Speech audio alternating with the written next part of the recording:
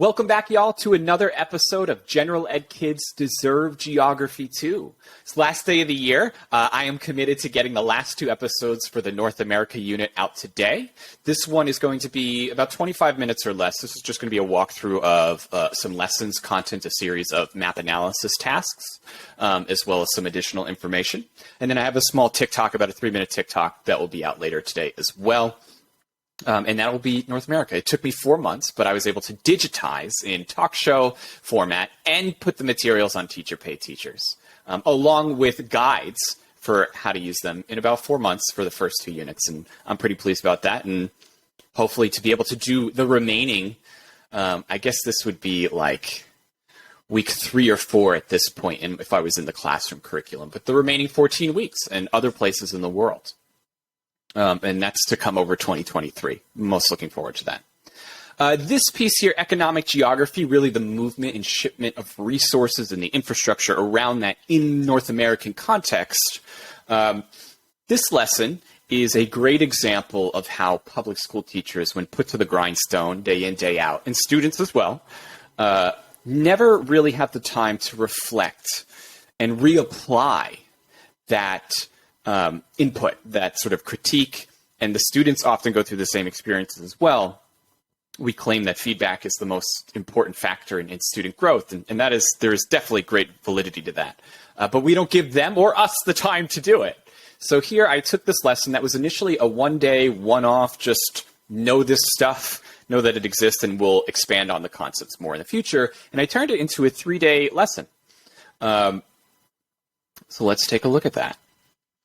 All right, let me share the screen here. There it is. There. Share system audio. No, I don't have anything to play for you. What we got? Okay, let me make this big here.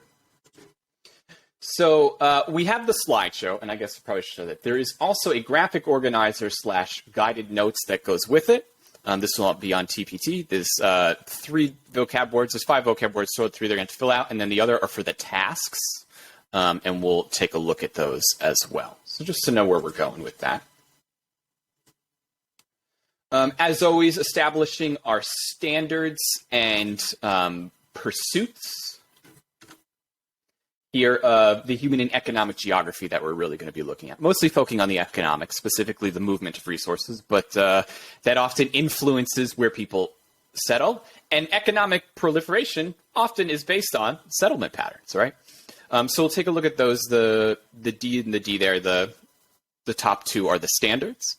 We also have our pursuits set forth again by Dr. Gholdy Muhammad. We're going to do skill. We'll be analyzing digital GIS tools / maps, tracking resources, access, and mobility. Intellect, how resources are measured and moved, right? Infrastructure, organization, subsidies, labors. Again, intellect is the things you are learning about. Skills are the things that you are doing. Identity, where does your family fall in terms of wealth distribution and wealth group? It's actually going to be one of the first things we open with. And criticality, why would some populations not want distribution shipping centers in their area? We'll be talking about Amazon and looking at what that looks like in our own area. So this is going to be the opener. This actually just came out a few months ago from the Congressional Budget Office on wealth distribution in America. I think this is set to 2019. Yeah. If you look on the bottom there. So ideally, I would ask the kids to, look this over. What do you, lesson plans. What is your take on this? I might give them a few minutes to assess what variables there are. What do you notice the vocabulary? There's a difference between percent and percentile, and what it does and what it does not mean, right? Like that percentile group from 50th to 99 does not explicitly mean 40% of the population. It means distribution of wealth. To really clarify those things. Maybe ask them which group has grown since 1989. You can always bring everything back economically to Ronald Reagan, and how that's impacted them ultimately. So give them a few minutes, assess that. They'll come back. We'll clarify it. What all of those sorts of things mean as an opener. As always, we love to pre-teach vocabulary. So we'll do that again as the organizer here. These are the 3 words that I have on the slide. These are some additional words that'll help us understand the material over the next 3 days, but I couldn't fit it on the slide, so I just gave it to them. But these are the 3 that I really want them to keep in their head as we talk about the material.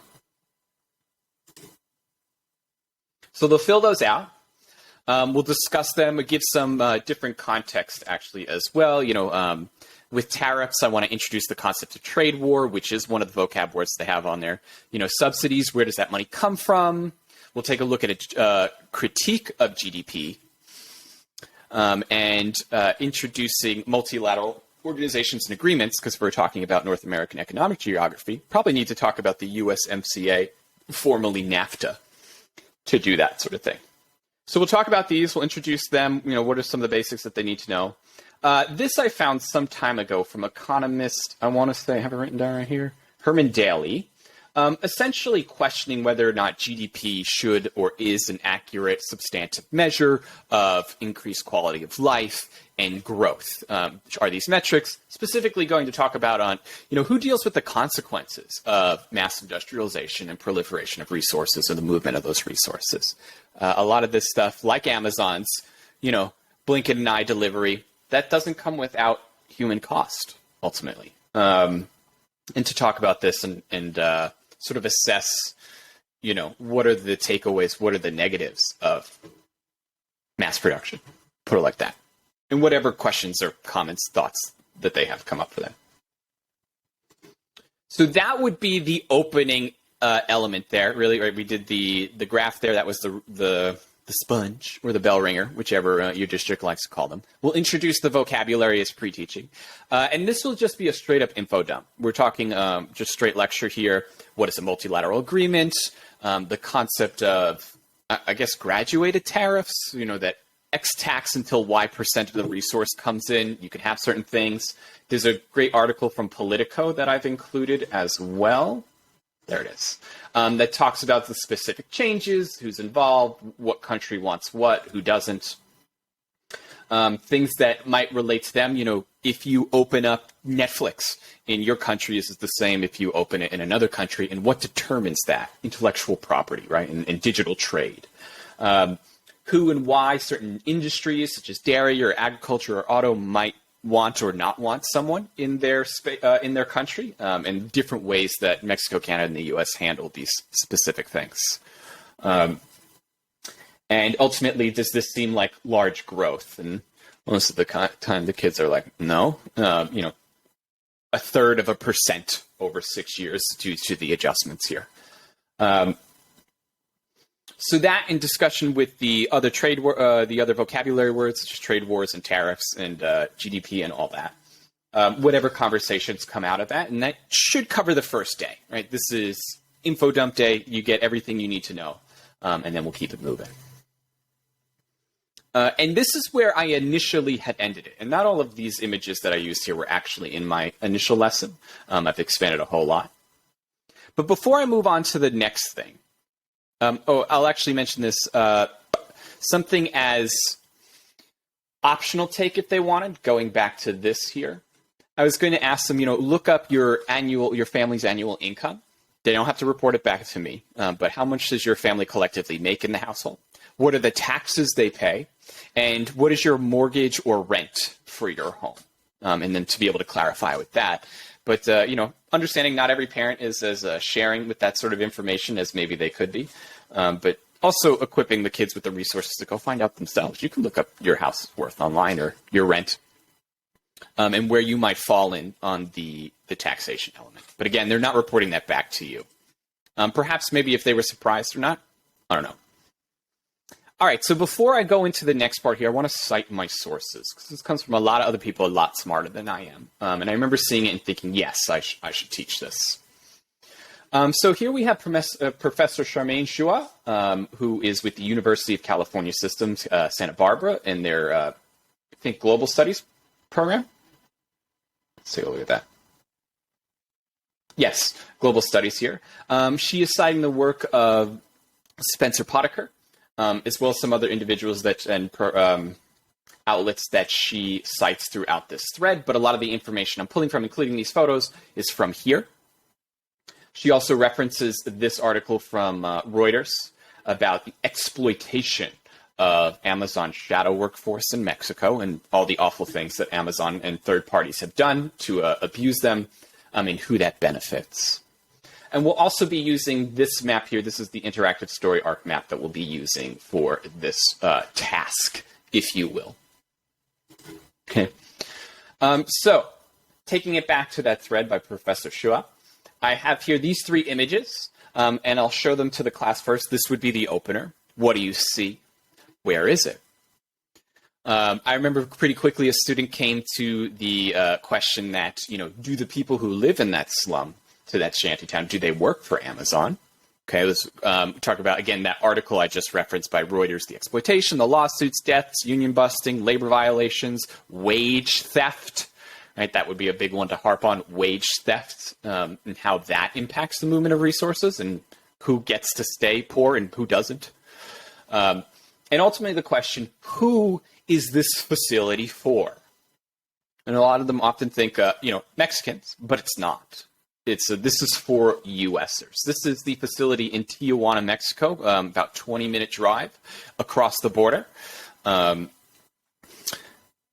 Professor Shua goes on to talk about, during the Trump administration, the trade wars with China that increased tariffs, that given a NAFTA loophole, now again the USMCA, that Mexico could ship products to the US for under $800 without tariffs, without having to pay that. So what does Amazon do? It exploits this trade conflict between China and the US, sends those materials to Mexico, uses that exploited labor to disassemble the parcels and products, and then ships them via truck just 20 minutes across the border to be distributed to Americans. Whatever questions, concepts, thoughts come out of that, however the conversation holds itself. But that's the information they would want to walk away with.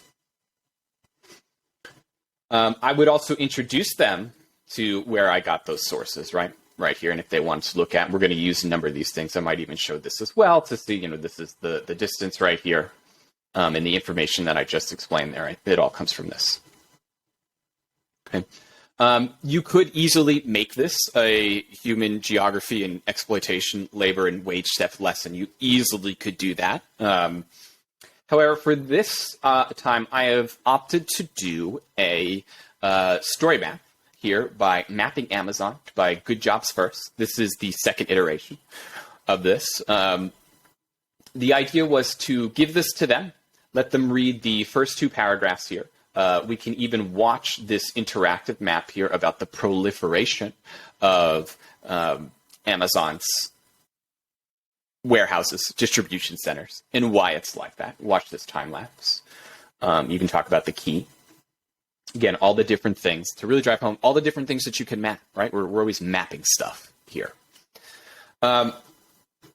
The questions on the sort of check for understanding here, GIS and Amazon, what are the 4 major geographic factors that influence where Amazon's distribution centers are built? What makes it so lucrative that shipping it to, say, Mexico, breaking it down via exploited labor and sending it out to the US? How does that happen? How does that work? And what's it take to do that? What influences the proliferation of economic infrastructure? And, inverse, how does economic infrastructure influence for the proliferation of population density or the flows of resources? Okay. So I would ultimately have them read this. They don't need to read everything, but they do need to read the intro.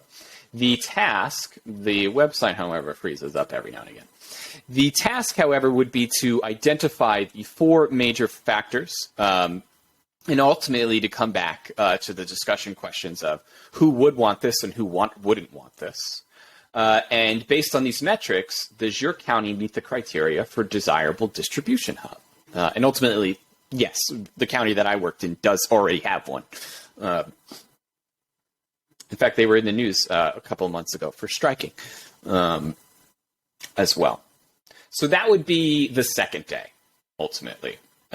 discussion on this, the material presented by Professor Shua, as well as this Reuters material, and the Mapping Amazon 2.0 would be the task, with the intent that that could be finished that day. And the third day here, expanding on, one, we've already introduced the vocabulary word of bilateral and multilateral agreements, but we maybe want to expand on what else they do, because the USMCA, again, is that free trade agreement. We talk about that. Visa waiver program is another way that is another type of multilateral agreement or bilateral agreement. The idea that you can go for 6 weeks to a number of countries that your country has positive relationships with, and they both participate without a visa for most visits, right? And you don't need that additional permission slip there. Or military cooperation here from 2021. When we say the southern border in Mexico, we often talk about Texas and Mexico, but the southern border of Mexico also same issues. We talk about those sorts of things as well, that sometimes other countries will offer military assistance in order to take care of a problem or something they see as a problem so that the other country doesn't have to deal with it later. And of course, agricultural subsidies, that sometimes you'll be paid not to grow something. Sometimes you'll be paid, for your losses. And what does that look like? Again, there's that word subsidies from our initial vocabulary. So expanding on of multilateral agreements, and to lead them into, so what's the largest? What's the largest multilateral organization? It involves all the countries. Usually some kid arrives at the UN pretty quickly to talk about the UN as a institution that manages global conflict issues, economics, and all sorts of other problems, international problems. I would show this. I wouldn't necessarily get into it, but the UN and its many subsidiaries come up throughout the entirety of this curriculum, very much so. So maybe you could read a few off, but just to understand that the ICC is, or the ICJ, excuse me, and how these sorts of institutions work. You might also name some others: EU, AU, NATO, all of them. There's a lot of them, right? There's a number of them. So the task then to ask, well, we looked at shipping in the context of Amazon the day before and what that infrastructure looks like, but what happens when it's international and it's not a country next door? What does shipping and international logistics and the movement of resources, what does that look like? So the work body here is starting with this. What is this? Give them a moment to think about it, look at it. And ultimately, it's shipping lanes. This is, I don't know over what period of time of this, but these are the most populated shipping lanes. You can see the density there where ships stop. This is how resources are moving on a daily basis. Put them on a boat, and you move them across the ocean. If you really wanted to proliferate further, maybe talking about some of the ridiculousness of supply lines, like... remember reading some time ago about how pears grown in Argentina get sent to Thailand to get packaged and get shipped back to the U.S. to be sold in little, cups of plastic cups that were done with in 30 seconds. How does this system of resource movement impact lots of other issues, say environmental geography? All that sort of stuff can be brought out of this if that's the take. For this one, we talk about shipping lanes, maritime law, again, referencing the UN, that there are laws about the way to behave, or at least they're supposed to. However, we're going to take a look at a pretty cool map here, found a couple of years ago, that tracks a great deal of ship movement. You might talk to them about how those resources, everyone is tagged. What the oceans look like on a regular basis. This over here is the same thing. I'm a little too far zoomed out. If you hit the dual track button twice, you can make your whole screen this thing. But to take a look at this, what do they see? Review the key. And again, just a couple of questions to assess the map. Common vessel types. Where are fishing regions located? You can change it to anything you want. We're doing Central America and the Caribbean next, so I make it about that. But what's the pathing that some of these ships might have to take? And also, if they wanted to explore a little further, there are some options up here, such as tools, piracy map and to reference that with, does piracy's presence have an impact on shipping lanes? What is that? And then they would do this, and we would bring it back to the questions that we opened up with on day one. How do resources move? What determines their routes and destinations? And what determines their accessibility for different people? Right? That's what we're looking at here. So I've never been able to do all 3 days of these in full. I've never been able to deploy these map analysis scenarios and look forward to the opportunity to try in person. Would love to know if y'all try it.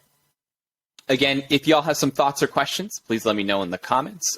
These materials, the links, graphic organizer, and the PowerPoint will all be on TPT. Please, again, like, subscribe, and support public schools, and Happy New Year to all of you. Again, don't ever forget, general ed kids deserve geography too.